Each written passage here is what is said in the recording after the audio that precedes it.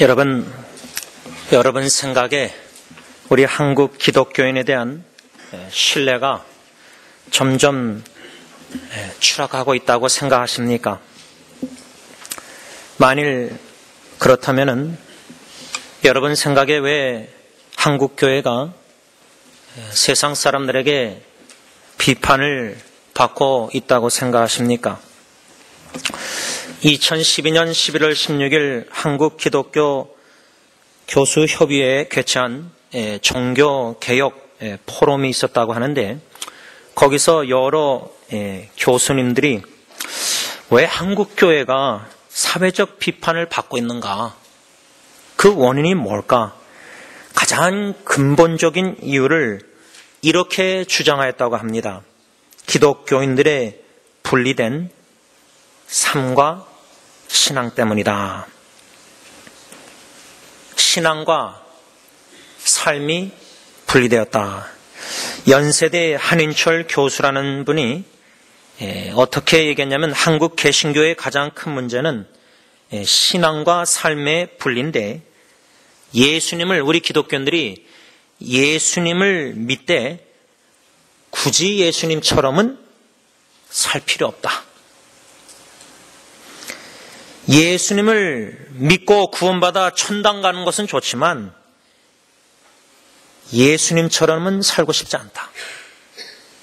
예수님처럼 고통당하고 좁은 길을 걷고, 그건 싫다는 거예요. 그래서 기독교인들은 세상에서 예수님의 삶을 재현하지 못하고 있다. 나타내지 못하고 있다. 왜? 예수님은 믿지만, 그래서 천국 가고 싶지만 예수님처럼은 살고 싶지 않다. 어떻게 생각하십니까? 그래서 우리 승리장로교회 2013년도 표어가 예수 따라가며,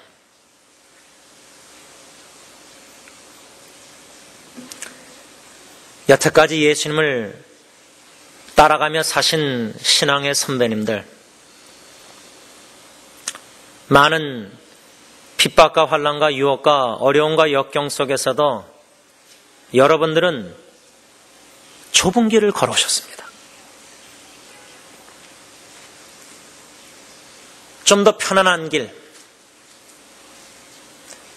그저 무난하게 신앙생활하면서 세상과 짝져 살면서 사람들에게 욕 안 먹고 넓은 길을 선택하실 수도 있었는데, 섬김의 길, 좁은 길, 고난의 길, 남이 알아주지도 않는 길, 남에게 이해를 받을 수도 없는 그 길을 주님만 바라보고 걸어오셨습니다.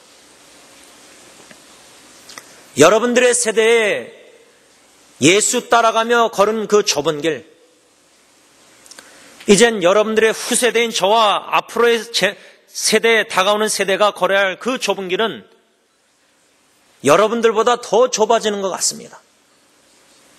너무나 넓은 길이 우리 자녀들 후세대 앞에 넓게 열려 있습니다. 신앙생활도 여러분들처럼 헌신적으로 봉사 안 해도 됩니다.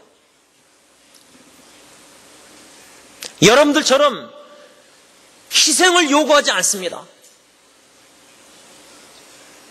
여러분들처럼 나 자신을 부인하고 십자가를 지라는 메시지가 더 이상 들리지 않습니다. 다 좋은 게 좋은 겁니다. 넓은 길. 저는 이 연세대 한인철 교수님의 이 말을 다시 한번 생각해 보면서 우리가 좋고 싫은 게 분명해졌습니다. 예수 믿는 건 좋은데 예수님처럼 사는 건 싫다. 어떻게 이런 생각을 가지고 신앙생활을 할 수 있습니까? 어떻게 이런 신앙관을 가지고 직분을 받습니까, 교회에서? 어떻게 이런 신앙관을 가지고 그리스도인이라 자칭하면서 예수님을 믿는 자라고 제자라고 말할 수 있습니까? 근데 우리는 지금 그러고 있습니다. 그래서 세상 사람들에게 비난을 받고 비방을 받고 욕을 먹고 비판을 받는 겁니다. 오늘 본문 마태복음 7장 1절에서 예수님께서 우리에게 명백하게 말씀하고 계십니다. 비판을 받지 아니하려거든 비판하지 말라. 오늘 비판하지 마십시다. 이런 설교 제목 아래 한 두 가지로 묵상하고 다음 주에 마지막 한 가지를 묵상하면서 이 교훈을 가볍게 들어서는 아니 되겠다 하는 생각입니다. 하나님이 오늘 말씀을 통해서 성령님께서 우리에게 주님의 음성을 들려주실 때 귀로만 들을 것이 아니라 마음으로 새겨들어서 지켜 행하여 순종해서 참된 그리스도인의 예수의 제자의 모습을 이 땅에서 삶을 재현할 수 있는, 나타낼 수 있는, 비칠 수 있는 작은 그리스도, 저와 여러분들이 될 수 있기를 간절히 바랍니다. 1절 말씀 다시 한번 읽습니다. 다 같이 읽습니다. 시작. 비판을 받지 아니하려거든 비판하지 말라. 첫 번째 주시는 교훈은 우리는 비판하지 말아야 한다는 말씀인데, 여기서 비판이란 단어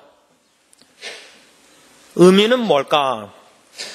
네이버 사전 인터넷을 보니까 이렇게 정의를 내리고 있습니다. 사물의 옳고 그름을 가리어 판단하거나 밝힌다. 비판이란 이 단어의 현대 정의는 사물의 옳고 그름을 가리어 판단하거나 밝힌다. 근데 비판하지 말라 예수님. 그러면 예수님께서 지금 우리에게 사물의 옳고 그름도 가리어서 판단하지 말라고 하시느냐? 그게 절대 아닙니다. 무엇이 선하고 무엇이 악한지 우리는 판단해야 됩니다. 구분해야 됩니다. 구별해야 됩니다. 그런데 왜 예수님께서는 비판하지 말라고 하시는 것인가? 이 비판하지 말라는 말씀은 인물 채용과 관련된 인격 비판을 금함도 아니고 건덕상 유한 인물 비판을 금함도 아니다. 그러니까 예수님이 이 비판하지 말라 그랬는데 현대 21세기 살아가는 저와 여러분들의 사고방식으로 비판하지 말라. 그러면 이것도 하지 말고 저것도 하지 말고 그런가? 아니란 말이에요. 아니, 회사에서 사람을 채용하는데 그 사람 이력서 보고 그 사람의 사람됨이나 그 사람의 그 공부한 여러 가지 이런 것들을 다 구분하고 판단해서 이 사람을 채용할 건지 안 할 건지 결정하는 것. 당연히 판단해야죠. 당연히 비판해야 되죠. 그러나 비방은 하라는 말씀은 절대 아닙니다. 여기서 예수님이 금하신 것은 뭐냐? 바리새인처럼 자기가 재판장 격이 되어 남을 편론이나 정죄하지 말라 그 말입니다. 여러분, 이 비판하지 말라는 헬라어 원어는 크리테네라는 단어인데 이 단어의 의미는 뭐냐? 심판하지 말라는 겁니다. 다시 말하면 오늘 본문 1절에서 예수님이 비판하지 말라 이 말은 심판하지 말라 그 의미라 그 말입니다. 왜 우리는 심판하지 말아야 됩니까? 왜 예수님이 심판하는 것을 금했습니까? 그 이유는 심판과 정죄는 오직 하나님만이 하실 수 있기 때문입니다. 다시 말하면 법정에서 재판장 자리에 하나님이 앉아 계셔서 재판할 때 심판하시고 정죄하고 하시는데 우리가 그 재판장 자리에 앉아가지고 죄수가 같은 죄인들끼리 내가 그 재판장 자리에 앉아서 저 사람을 정죄하고 편론하고 내리깎아 말하면서 정죄하는 이것을 예수님은 하지 말라 금하셨다 그 말입니다. 사도 야고보는 야고보서 4장 11절 12절에서 이렇게 우리에게 말씀하고 있습니다. 형제들아 서로 비방하지 말라. 형제를 비방하는 자나 형제를 판단하는 자는 곧 율법을 비방하고 율법을 판단하는 것이라. 내가 만일 율법을 판단하면 율법의 준행자가 아니요 재판관이로다. 입법자와 재판관은 오직 한 분이시니 능히 구원하기도 하시며 멸하기도 하시느니라. 너는 누구이기에 이웃을 판단하느냐. 쉽게 얘기하면 사도 야고보는 우리 주제 파악하라 그 말입니다. 우리는 율법의 준행자, 율법을 지켜 행하는 준행자지 재판관이 아닙니다. 그런데 너희가 누구이기에 이웃을 재판, 판단, 심판하느냐 그 말입니다. 정죄하느냐 그 말입니다.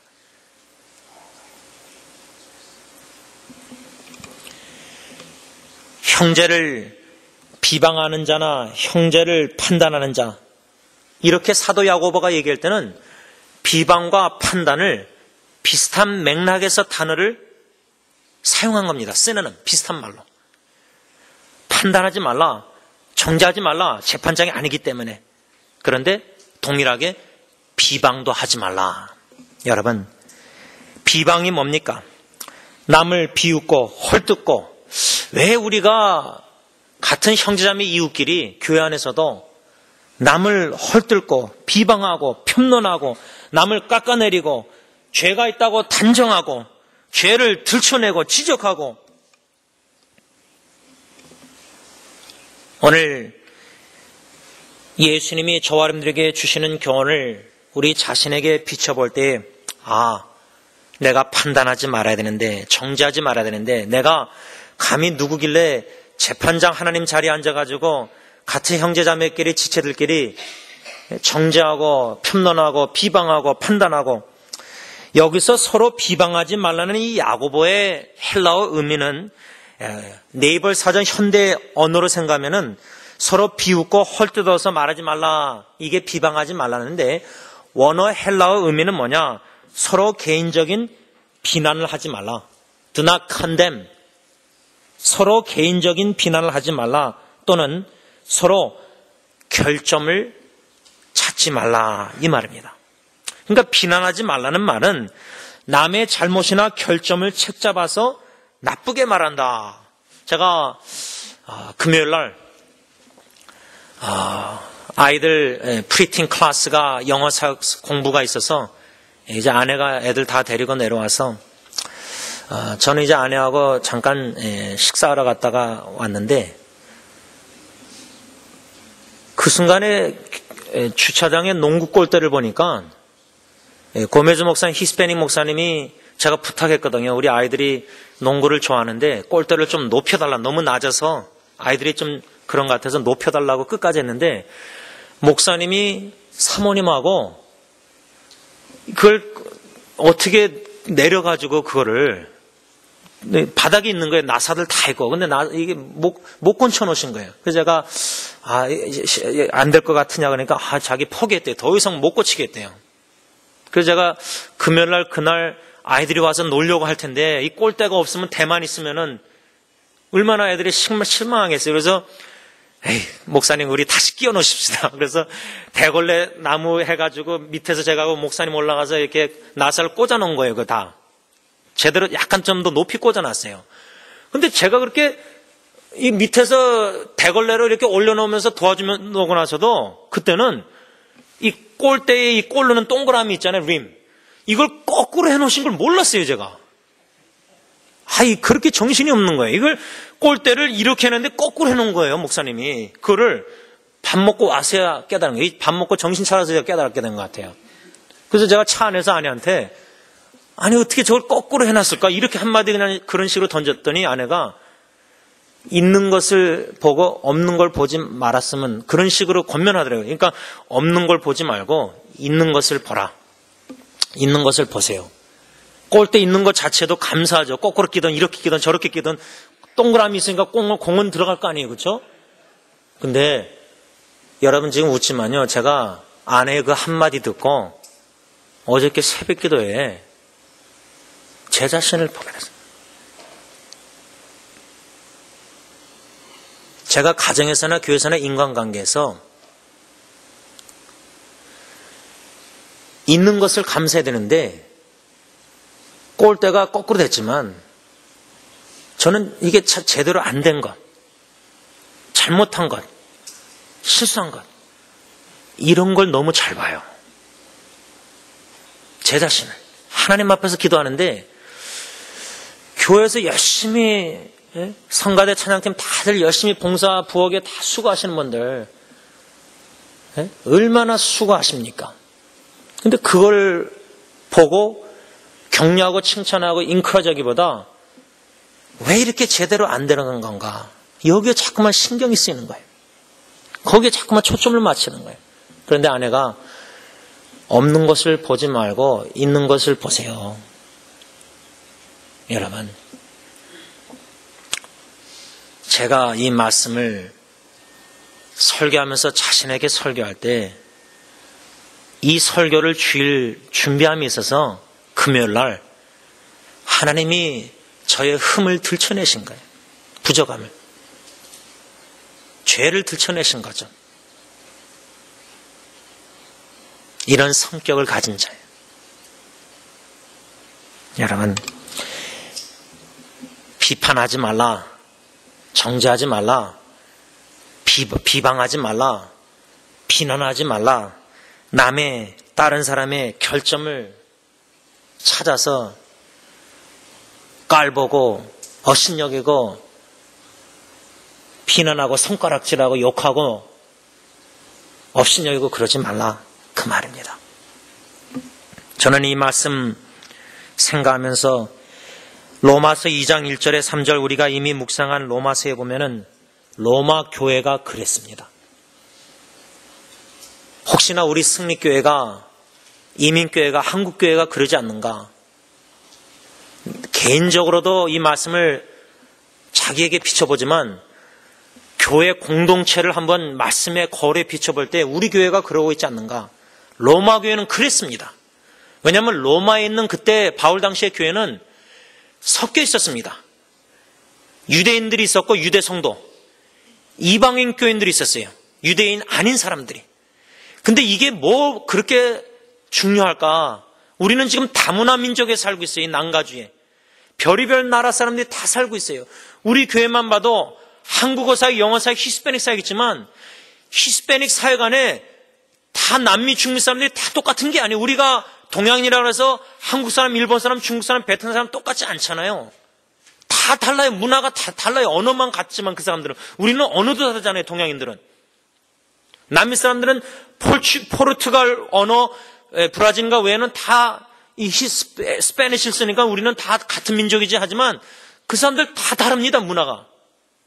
특히 멕시코 사람하고 엘살바도르 사람은 우리 한국하고 일본 사람처럼 역사적으로 그런 뭔가 있어요. 관계가 안 좋아요. 로마 교회가 그랬어요. 유대인들은 특권의식이 있었어요. 선민족 사상이 있었어요. 하나님이 아브라함의 자손이라는 육신적으로 율법을 우리가 받았고 특권의식이 있었어요. 그 당시 예수님 당시나 바울 당시 이방인들은 아주 짧았어요. 우리 한국 사람들 공부 못한 남미 사람들 막 무시하고 직장에서 회사에서 식당에서 남미 사람들은 그냥 더리월 저런 설거지하면서 청소하고 이러니까 한국 사장님들 업신여기고 막 무시하고 발언을 함부로 하고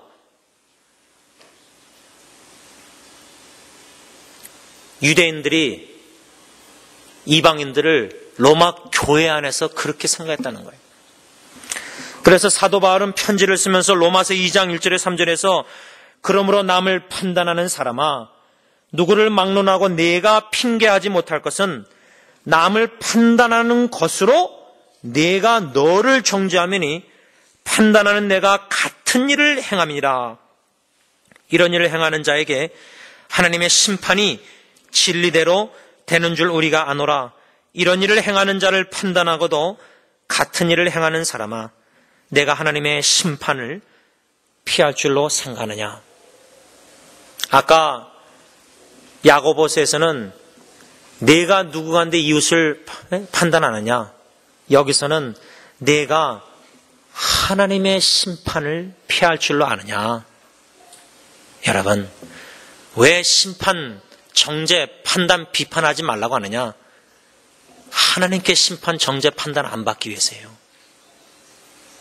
그런데 로마 교회에서는 왜 이렇게 판단하고 그랬느냐? 특권의식 속에서요, 영적 우월감이 있었기 때문입니다. 내가 그래도 저 사람들보다 낫다. 내가 그래도 모태신앙이고, 내가 그래도 뭐 목사의 아들이고 장로의 아들이고 내 부모가 뭐 권사 집사 어쩌고 저쩌고 다 소용없습니다. 다 거칠입니다. 쓸모없는 이력서입니다. 신앙 이력서. 하나님은 그런 거 안 보십니다. 오늘 이 로마서 말씀 속에서 사도 바울은 2번이나 얘기합니다. 아니 너도 똑같이 그런 일 행하면서 네 주제는 파악 못하고 왜 남을 그 행한 일 똑같이 행하는 사람을 판단하고 정죄하냐 그 말이에요. 근데 이 말씀이 찔림이 옵니다. 내가 말해놓고 나서 어느 이웃의 형제자매를 판단하고 잘못한 거 결점을 지적했는데 하나님은 어떻게 하시죠? 똑같은 결점 흠집을 지적해서 들춰내세요. 근데 양심에 찔림이 오는 거예요. 나도 그렇게 행하면서 왜 사랑하는 형제자매 그렇게 똑같이 그렇게 지적하고 정죄하고 판단하고. 여러분, 참 경계해야 될 게 하나가 있는데요. 여러분들 그 기록하는 거 있잖아요. 기록. 오늘 일기 쓰시는 분들이나 뭐 가계부 적는 분들 뭐 오늘 돈 나간 거 뭐 오늘 뭐 한 거 기록하는 거 있잖아요.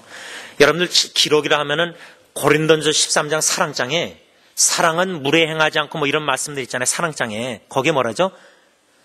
상대방의 wrongdoing, 잘못한 것을 기록하지 말라. 이렇게 영어로 써 있어요. Do not keep the record. 레코드를 다 이렇게 모아놔야 되잖아요. 레코드. 적어놓는 거, 기록하는 거. 사랑은 상대방의 잘못한 거를 기록하지 않는 거다. 그거 찢어버리고 불태워버린다는 말이에요. 기억하지 않는가. 근데요, 우리는 지금 마음에, 기억에, 메모리, 롱텀 메모리, 컴퓨터로 말하면 숏텀 메모리뿐만 아니라 롱텀, 아주 오래된 일도 다 기록해 놓은 게 있어요. 내가 승리교회 1980년도 개척할 때부터 내가 그래도 개척 멤버다. 기록해 놓는 거예요. 그때부터 내가 승리교회를 위해서 이거저거 그냥 자직으로 한 일부터 봉사한 거, 섬긴 거 어디 깊은데 무의식적으로 다 생각하고 있어요. 이런 것을 기록하고 있으면요, 자기가 주님의 몸된 교회를 위해서 주님을 위해서 이런저런 행한 일을 기록하고 있는 것. 찰스 스윈돌 목사님은 은혜의 각성이라는 책에서 교회 안에 2단 중에 2단이 뭐냐? 자기가 하나님의 앞에 행한 일을 기록하고 있는 거예요. 이게 뭐라 그러죠? 공로의식입니다. 공로의식. 이 공로의식을 갖고 있으면요, 하나님의 은혜 깨닫지 못합니다. 사도 바울이 나에 나던 것은 하나님의 은혜다. 나같이 죄인 중에 괴수가 자기 주제를 아는 자는 하나님 앞에서 은혜의식으로, 그 은혜가 너무 크기에 주님의 몸된 게 봉사하고 나서도 자기가 행한 일을 기억을 못해요. 누구에게 선한 일 한 거를 기억을 못해요. 오히려 사랑받은 건 기억하는데 사랑 베푼 거 도와준 걸 기억을 잘 못해요. 왜? 아무리 도와도 은혜를 하나님이 나에게 주신 은혜를 갚을 길이 없기 때문에요. 그래서 다 행하고 나서도 성경 말씀처럼 뭐라죠? 나는 마땅히 행한 일을 한 것뿐입니다. 나는 무익한 종입니다. 이 은혜의식을 갖고 그 은혜가 너무 감사해서 섬기지 않고는 견딜 수 없는, 도와주고 누구를 베풀고 하지 않고는 견딜 수 없는 마음으로 봉사하는 거예요. 그런데 자기가 행한 일을 다 기억해 놓고 목사님이 왜 안 알아줄까? 왜 교회에서 당회에서 안 알아줄까? 내가 이 정도 했으면 그래도 직분을 줘야지. 공로의식입니다.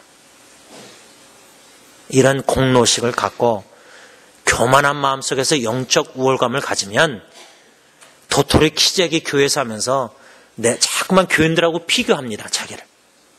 그래서 내가 더 잘났다. 겉으로는 말 안 하는데 속으로 그렇게 생각하고 신앙생활하는 거예요. 그러니 남을 깔보고 남을 무시하고 남에게 함부로 판단하고 남을 비난하고 마음으로 업신여긴다. 이 말입니다. 예수님은 이것을 더 이상 하지 말라고 오늘 우리에게 메시지를 들려주시는 거예요. 이 메시지를 어떻게 받으시겠습니까? 예수님께서 정죄하지 말고 비판하지 말라는 그 이유를 2절에서 너희가 비판하는 그 비판으로 너희가 비판을 받을 것이요 너희가 헤아리는 그 헤아림으로 너희가 헤아림을 받을 것이라. 왜 예수님은 서로 비판하고 정죄하지 말라고 하시느냐? 그 이유는 그 비판으로 우리가 비판을 받지 않기 위해서다. 여기서 헤아린다는 말이 또 다른 현대인 성경에 어떻게 번역했냐면 이 헬라어를 저울질하지 말라. 네가 저울질 당하지 않기 위해서. 저울질 하시는 분은 재판장 하나님이신데 내가 저울질 재판장 자리에 앉아가지고 교인들을 저울질하고 있는 거예요. 속으로. 여러분들 저울질 저도 아직도 기억나요. 이게 이렇게 돼가지고 저울질 여기다 금반지 하나 넣고 예를 들자면 뭐 하나 넣고 하면 저울질이 이렇게 되는 거 있죠. 기울어지는 거. 하나님이 중간에서 이렇게 하시는데 우리가 그 재판장 자리에 앉아가지고 교인들을 저울질하고 있어요. 저 교회는 그래도 신앙이 좋다. 저기 어쩌고 하면서 저 정죄하고 막 판단하고 어순요 깔보고 우리가 막 이러고 있어요. 저울질. 그런데 우리가 이러고 하고 있을 때 모르는 게 있어요. 하나님이 재판장이 우리를 이렇게 하고 계시다는 거예요. 이거 안 받으려면 저울질 하지 말라 그 말이에요. 여러분, 개인적으로 저는 오늘 비판하지 말라는 말씀을 묵상하다가 참 이해가 안 되는 말씀, 제가 고민하는 말씀 중에 하나가 있는데 이 연관돼서 비판. 어디냐면 고린도전서 4장 3절과 4절입니다. 고린도전서 4장 3절과 4절인데 사도 바울이 어떻게 이렇게 말씀하고 있는가 말하고 있는가 좀 이해가 안 되는 말씀인데 여러분들과 함께 좀 나누고자 합니다. 우리 고린도전서 4장 3절 4절 찾으셨으면 우리 함께 천천히 한 목소리로 하나님의 말씀 있습니다. 시작. 너희에게나 다른 사람에게나 판단받는 것이 내게는 매우 작은 일이라 나도 나를 판단하지 아니하노니 내가 자책할 아무것도 깨닫지 못하나 이로 말미암아 의롭다함을 얻지 못하노라. 다만 나를 심판하실 이는 주시니라. 사도 바울이 사람들에게 판단받는 거 내게는 매우 작은 일이라. 근데 우리한테는 크거든요. 누가 나한테 이런 한마디 저렇게 판단하는 게 아주 우린 두렵고 민감하게 예민하게 들어요. 칭찬이나 격려나 좋은 얘기는 너무 기분 좋아서 막 그 칭찬하면 춤추면서 고래 춤춘다는 식으로 해서 은혜 받아서 또 열심히 봉사하다가 판단받으면 비난받으면 쭈그러들어요. 수그러들어요. 그러니까 사람들의 말에 교회 안에서도 너무 민감해요. 그러니까 사람들의 판단이 두렵고 신경이 너무 쓰이는 거예요. 그 신경성 노려져 스트레스까지 받는 거예요. 그러니까 남의 눈치를 자꾸 보면서 어떻게 되죠? 그러면 신앙생활이 코람되어 하나님 앞에서 안 하게 되고 사람들 앞에서 종교 생활을 하게 돼요. 그래서 사람들이 칭찬하면 막 봉사 열심히 해가지고 막 잘 섬긴다 그러면 더 열심히 해서 막 직분도 받고 막 이러니까 나 신앙생활 좀 된 줄 알았는데 깡통이에요. 마음에 속사람은 변한 게 없는 거예요. 속사람은 더 예수님 안 닮아가고 믿음도 별로 안 자라는데 겉으로 교인들에게는 믿음 아주 좋은 걸로 판단을 받은 거예요. 겉과 속에 너무 이제 간격이 벌어진 거예요. 그런 사람들이 직분자 되니까 교회가 분쟁이 일어나는 거예요. 속사람은 알맹이가 없는데 변함이 별로 없는데 사람들 앞에서 종교생활 열심히 해서 인정을 받은 거예요. 교인들한테. 하나님은 다 알고 계시는데. 그래서 사도 바울은 사람들의 판단을 같은 동족 유대인들의 판단이나 이방인 교인이나 이런 사람들의 더 나아가서 심지어 불신자들의 적용을 넓게 하자면 예수 안 믿는 사람들이 우리를 판단하는 거, 비판, 욕하는 것도 크게 여길 필요가 없는 거예요. 매우 작은 일이라. 근데 제가 진정으로 고민하는 건 뭐냐. 사도 바울이 나도 나를 판단하지 아니하노니 내가 자책할 아무것도 깨닫지 못한다. 이 좀 교만하게 들리죠. 사도 바울이 완전한 크리스찬도 절대 아닌데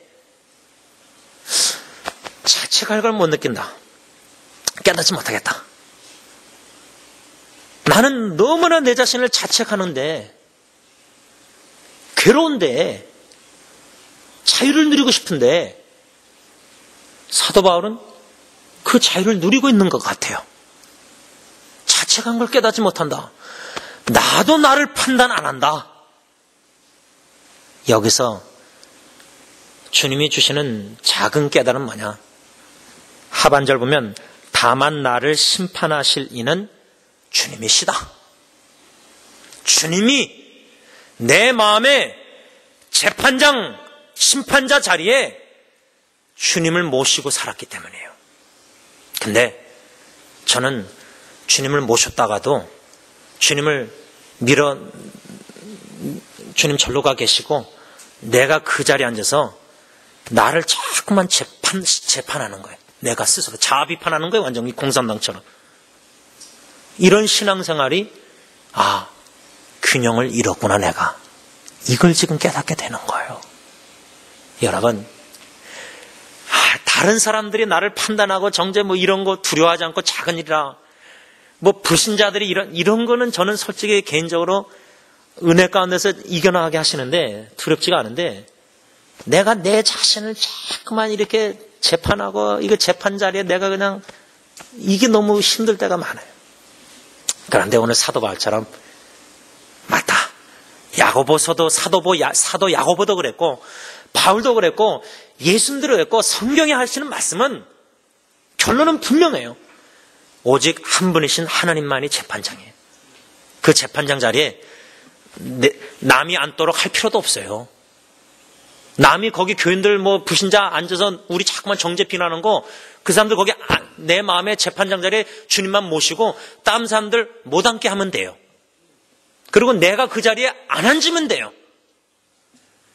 예수님 앞에 있을 때에 하늘나라 가서 예수님이 재판장이 주님이 심판하시지 달란트 남긴 거 열매 맺는 거 칭찬하실 것이죠. 안 하면은 게으른 종아 책망하실 건데 그 전까지 주님 만나는 그 전까지 내가 재판장 자리에 앉아가지고 이러쿵저러쿵 할 필요 없다 그 말이에요.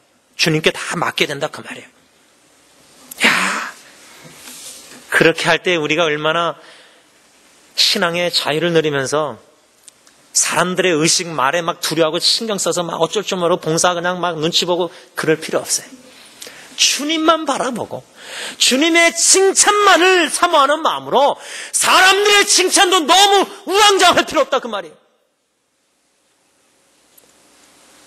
하나님의 칭찬, 예수님의 칭찬만을 바라보면서 재판장 자리에 주님을 모시고 주님이 재판하실 거야. 그 자세로 신앙생활 하자 그 말입니다. 시간이 많이 가서 오늘 한 가지만 묵상하고 결론을 맺으려고 합니다. 제가 지난주에 또 지지난주에 또 1박 2일 기도회 금요기도회 저녁 때도 나눴지만 하나님께서 말씀 묵상하는 가운데 주시는 새로운 깨달음. 다윗에 대해서 묵상하면서 용맹스러운 다윗, 그 아들 솔로몬은 지혜로운 사람, 왕. 그런데 다윗의 지혜로움을 하나님이 묵상케 하셨어요. 아버지가 지혜로우니까 아들도 솔로몬도 지혜를 구한 거예요. 그 다윗의 지혜로움이 어디서 더 부각이 되고 빛을 발했느냐? 위기 때, 위기. 우리의 삶의 여정에 예상치 못한 어떤 역경과 어려움과 고통과 위기를 앞으로도 수백 번 만날지 우리는 몰라요. 내일은 난 몰라요. 하루하루 사는 거예요. 믿음으로 하나님 임만을 믿음, 그렇죠? 다윗은 사울에게 쫓기고 생사 죽음의 공포 위기 가운데서 지혜를 발했는데 그 지혜 중에 하나가 뭐였냐면 사울을 죽일 수 있는, 복수할 수 있는 기회가 2번이나 있었어요. 근데 그 첫 번째 기회 때 옷자락만 베고 주님의 기름 부음 받은 종, 마음에 찔려서 하나님이 금하신 일인데, 하나님이 하지 말라고 했는데 하나님이 기름 부음 받은 주님의 종을 해하지 말라고 하셨는데 자기 사람들에게도 죽이지 말라 금했어요. 그러고 나서 하는 성경 구절 말씀이 뭐가 나오냐면 사울에게 그래요. 다윗이 하나님께서 나와 사울왕 당신 사이에 판단하시리로다. 다시 말하면 다윗은 그 마음에 재판장 자리에 하나님을 모시고 하나님이 사울왕 당신과 나 사이에 판단하고 재판하실 것이다. 그러면서 뭐라고 성경에서 했냐면 하나님이 나를 위해서 내 대신 당신에게 복수하실 것이다. 성경의 로마서도 하나님 뭐라면요, Avenge is mine. 복수는 내 것이다. 내가 하마. 우리가 할 거는 이웃사랑하고 원수까지 사랑하는 거고요. 학대를 해도 선하게 대하는 거예요. 다윗처럼. 우리가 할 건 그거예요. 나머지 일은 하나님이 하시는 건데, 복수나 재판. 왜 우리가 하나님의 일까지 뺏어서 우리가 무엇이 간데 누구 간데 재판장 자리에 앉아서 남을 판단하고 정죄하고 비방하고 비난하냐, 그 말입니다. 비판하지 마십시다. 기도하겠습니다. 하나님 아버지, 하나님의 말씀을 통해서 우리의 흠과 죄와 결점을 정죄하는 이런 죄를 들춰내시고 비방과 비난과 이 모든 죄를 들춰내시고 재판장 자리에 하나님이 앉아 계셔야 될 자리에 감히 내가 무엇이 간데 누구 간데 조물주 재판장 자리에 앉아서 남을 재판하고 심판하고 비판하고 비난하고 비방하고 이 모든 죄를 주님 용서해 주시옵기만을 원합니다. 하나님, 재판장 자리에 이제는 하나님 모시고 신앙생활 하고 싶습니다.